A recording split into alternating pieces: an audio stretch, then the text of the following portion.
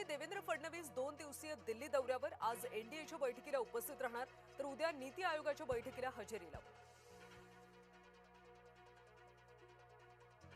विधान परिषद निवडणूक रणनीतीसाठी शिवसेनेची बैठक शिंदेंच्या नंदनवन निवासस्थानी आज मंथन। नाशिक विधान परिषदेच्या वादावर सुद्धा चर्चेची शक्यता।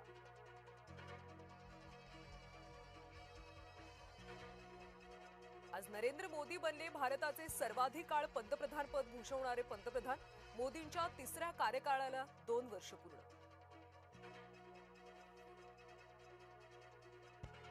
भरत गोगावले रायगडचे पालकमंत्री व्हावेत। मंत्री उदय सामंत यांच्याकडून इच्छा व्यक्त। तर पालकमंत्री मुख्यमंत्री आणि उपमुख्यमंत्री ठरवतील राष्ट्रवादीचे प्रदेशाध्यक्ष सुनील तटकरे यांचं वक्तव्य।